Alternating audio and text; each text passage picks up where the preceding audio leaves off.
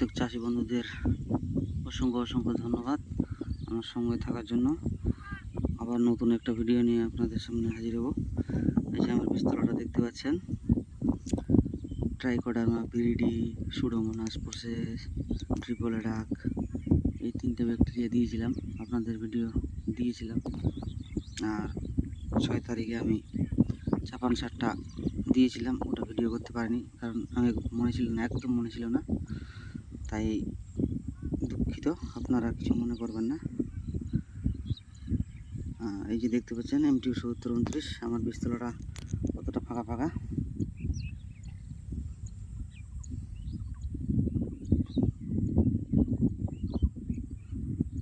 কারণ প্রচণ্ড রোদ আমাদের এখানে, বৃষ্টি হয়নি, বৃষ্টি নেই, জল নেই, তার জন্য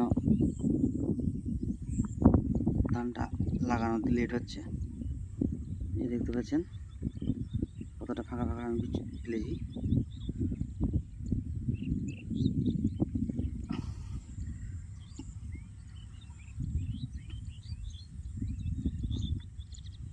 এইভাবে বীজ ফাঁকা করে ফেলবেন, দেখবেন কীরকম আপনাদের ফলন হয়,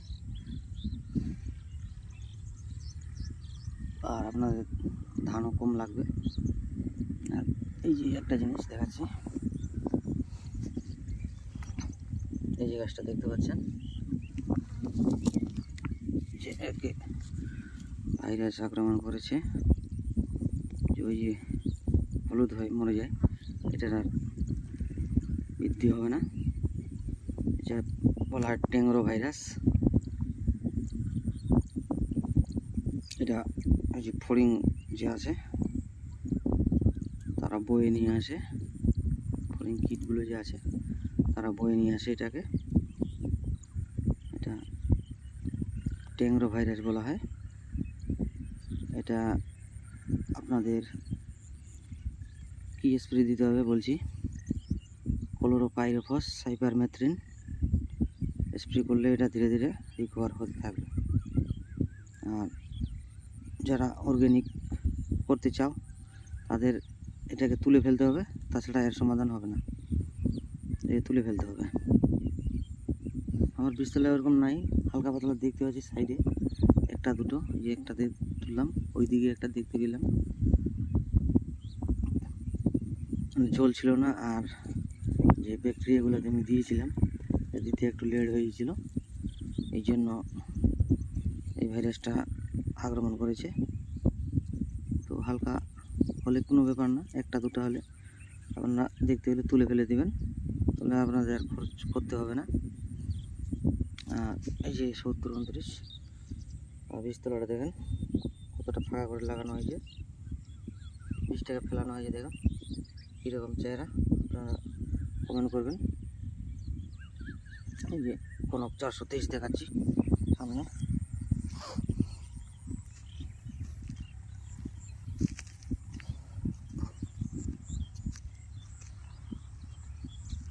এই যে কোনো 423, মালটা মনে আছে আপনাদের, দেখেন চেহারা।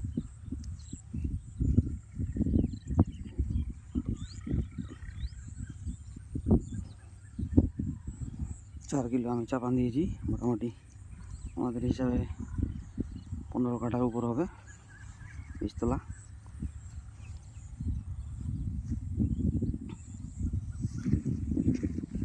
দেখেন চেহারা, দেখেন কীরকম, ওই যে এর আগে মাথা পুড়ে গেছিলো, ওই যে ওটা মাথা পুড়ে যাওয়া, দেখেন কীরকম খচখচা, কেউ যদি ওঠে তাও কিছু হবে না, এরকম দেখেন, দেখতে পাচ্ছেন কীরকম খচখচা, কীরকম শক্ত হয়েছে। এটা বেশি জল হলো লাগালেও সহজে পচবে না, 1-2 দিন 3 দিন 4 দিন যদিও ডুবে থাকে কিচ্ছু হবে না। এই যে মাজরা পোকা একটা দুটো সাইডের দিকে দেখা যাচ্ছে, তো লাগানোর উপযুক্ত সময় হয়ে গেছে। আরও দেখাচ্ছি,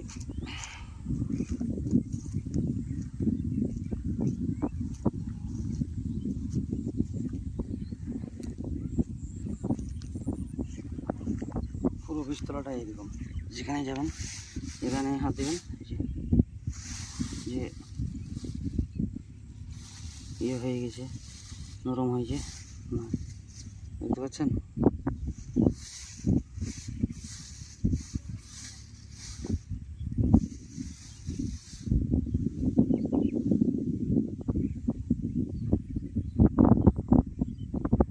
আর আমি ফাঁকা করে বীজতলা ফেলার কথা বলেছিলাম, বলার কারণ দেখেন, এই চারাটা এটা একটাই, দেখতে পাচ্ছেন একটাই, যদি এখানে জল নেই,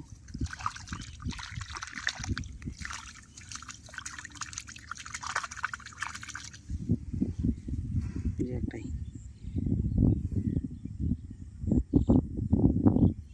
এটা বাদ দাও,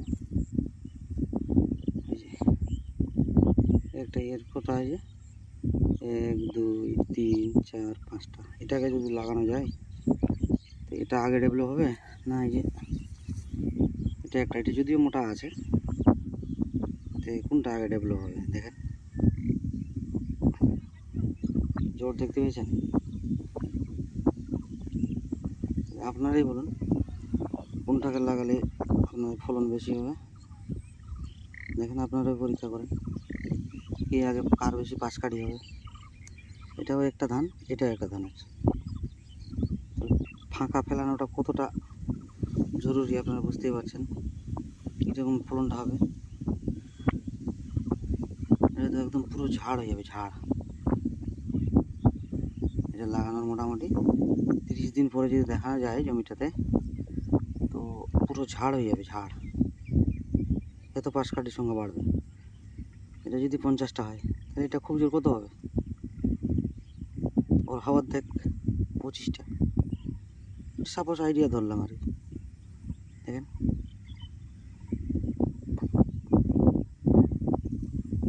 এটা লাগানোর পরে যদিও জলে ডুবে যায়, বেশি জল হয়, 4টা গাছ 5টা গাছ আছে, একটা যদি 4টাই মরে যায়, একটা থাকবে। আর এটা লাগালে তো দুটো করে লাগাবে, 2 3টো। তো বাচ্চার সম্ভাবনা কার বেশি আপনারা ভাববেন ভেবে চিনতে।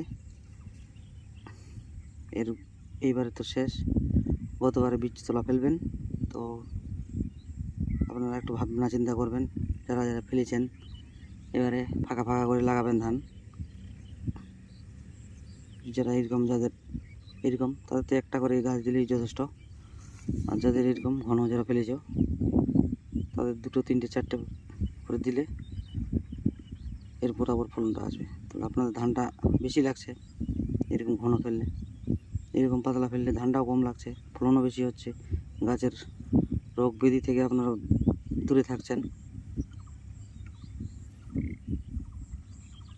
আর ধান লাগার পর পাক্কা 30 দিন যেন জমিতে জল থাকে, ধান লাগিয়ে পাক্কা 30 দিন জল যেন থাকে, এটা মাথায় রেখে ধান লাগাবেন। দেখবেন ধানের চেহারা কীরকম হয়, পাশ কাঠির সংখ্যা কীরকম হয়। 30 দিন জল রাখবেন, 30 দিনের জল রাখার পরে আপনারা জমিটাকে, যেটা শুকানি বলা হয়, জল তারপরে থাকলেও হবে না থাকলেও হবে, যে আর জল দিবেন না এরকম না, আবার আপনারা ধানটা লাগানোর 30 দিন মিনিমাম 30 দিন জল যেন থাকে জমির মধ্যে। তাহলে কি আপনারা যদি হার্বিসাইড ইউজ করেন তাহলে তো ঘাস যেটা হয় সেটা তো হতে পারবে না। আর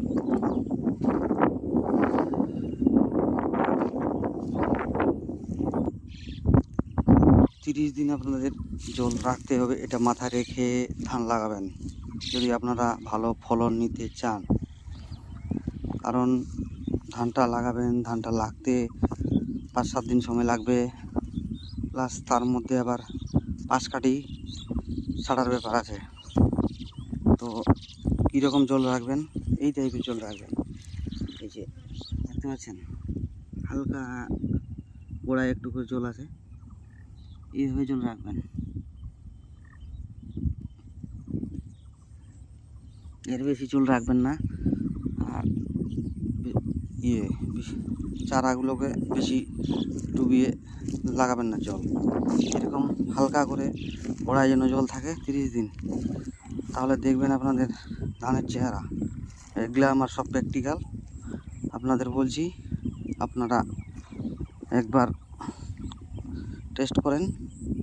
পুরো জমি টেস্ট করতে হবে না, আগে 1-2 কিয়ার টেস্ট করেন বা 1 বিঘা টেস্ট করেন, তারপরে যদি আমার কথা সত্য হয় তাহলে আপনারা আগাবেন বেশি করে করার জন্য। আর যদি মিথ্যা হয় তাহলে আমার কমেন্ট বক্সে গালিগালি দিবেন, দিয়ে আর আমার ভিডিও দেখার দরকার নেই।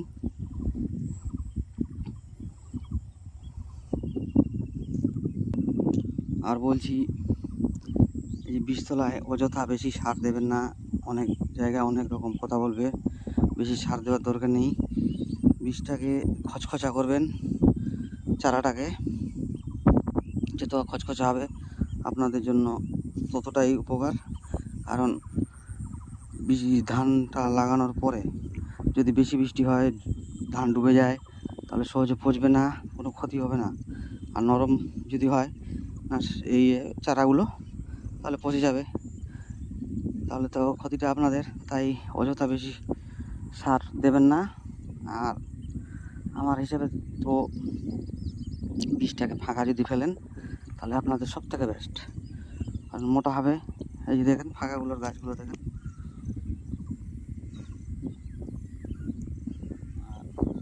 এই যে ঘন যেগুলো, এই যে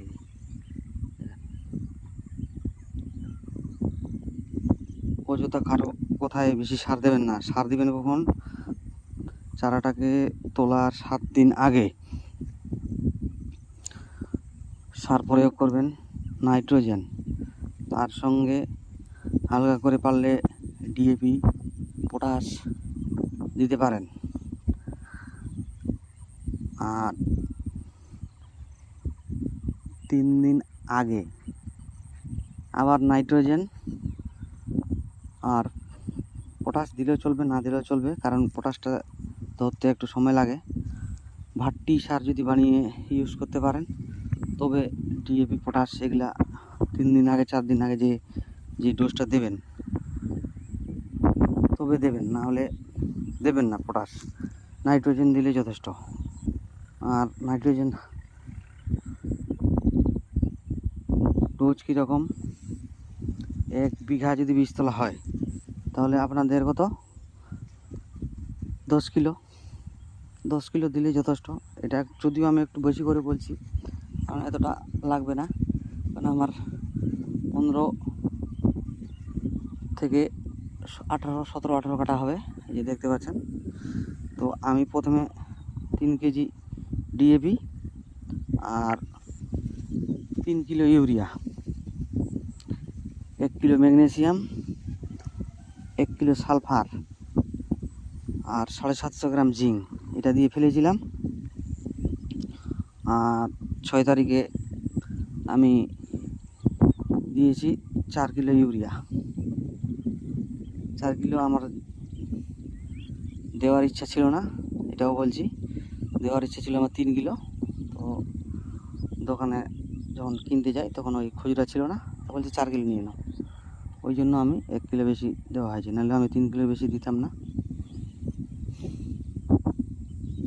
আর চারাগুলোকে বেশি কালো, যেটা বলা হয় বেশি সবুজ করার দরকার নেই। সবুজ আগে করবেন না, ওই যে 7 থেকে 3 দিনের গল্প, এর আগে সার দেবেন না, না হলে আপনাদের কি হবে? জমির ক্ষতি হবে বেশি সার দিলে, প্লাস পোকার অত্যাচার হবে, আপনাদের স্প্রে বেশি করতে হবে, তারপরে ছত্রাকের আক্রমণ হবে, ছত্রাকের স্প্রে করতে হবে, তো খরচা অনেক বেশি হয়ে যাবে। তাই আপনারা আমি যেই ব্যাকটেরিয়াগুলো দিয়েছি সেগুলা একবার দেবেন।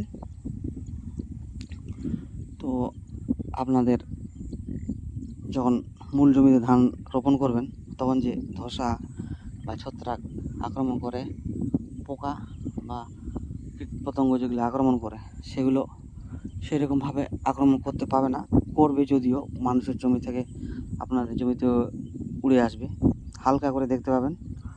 তো আপনাদের ওখানে সেভ হচ্ছে 1 বিঘা জমিতে যদি বা নার্সারি করেন ধানের বা বীজতলা করেন 1 বিঘা, তাহলে আপনাদের খরচ মোটামুটি 1400-1500 টাকা হচ্ছে ইয়েতে এই ব্যাকটেরিয়া ছাড়তে। ট্রাইকোডার্মা ভিরিডি 1 কিলো, সুডোমোনাস ফসেস 1 কিলো, ট্রিপল অ্যাটাক, এই 3টে পেয়ে যাবেন আপনারা বাজার থেকে, অনলাইন থেকে। তো আপনাদের পরবর্তীতে মূল জমিতে যখন ধান লাগাবেন তখন আপনাদের সেই রকমভাবে স্প্রে করতে হবে না, আর সেই রকম খরচাও হবে না। আর বীজটা তোলার 4 থেকে 5 দিন আগে আপনারা কী করবেন, এটা একটা ভালো মানের পিজিআর, যেটা আমার হিসেবে বুম মাস্টার, আমার হিসাবে সবথেকে বেস্ট। আপনাদের আরও পেয়ে যাবেন অন্য অন্য কোম্পানির, আমি যেটা ইউজ করি সেটাই বললাম। অনেক কোম্পানির পেয়ে যাবেন, কেসবো আছে, তারপর আরও বহু কোম্পানি আছে। তার সঙ্গে দিবেন কি ব্রন, আর তার সঙ্গে দেবেন chelated zinc. Chelated zinc 15 litre জলে 15 গ্রাম, আর বোরনটা মোটামুটি 15 লিটার জলে 40 গ্রাম, আর যেটা বুম মাস্টার বললাম এটা দেবেন আপনারা 30 ml পার ট্যাঙ্কি দিয়ে। একটা 4-5 দিন আগে স্প্রে মেরে দেবেন, দিয়ে বীজটাকে 4-5 দিন হবে, তারপরে 4-5 দিনের আগে কিন্তু দেবেন না, নাহলে সেরকম রেজাল্ট পাবেন না। দিয়ে বীজটাকে তুলে ধানটা লাগাতে শুরু করে দেবেন, দেখবেন আপনাদের ধানের চেহারা। এগুলো আমার সব প্র্যাকটিক্যাল, তাই আপনাদের শেয়ার করছি। আপনারা বুঝে সুঝে চাষবাস করবেন। কারণ কেন বললাম এই কথাটা, কারণ অনেক ইউটিউব ভিডিও আপনারা পাবেন, আমার মতো অনেকেই ভিডিও করে। তো আপনারা বুঝে সুঝে করবেন, যেটা আপনাদের ভালো লাগবে সেটাই করবেন। আর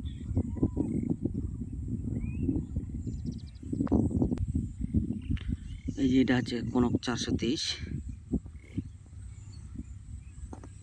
দেখেন কনক 423-এর এই যে ব্যাকটেরিয়া দেওয়ার পরে এরকম মাটিগুলো ফুরফুরা হয়েছে, দেখতে পাচ্ছেন?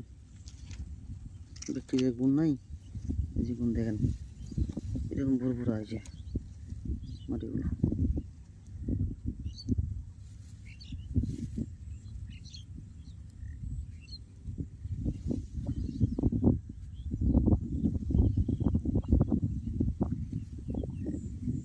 যারা বেশি একটু খরচা করতে ভালোবাসেন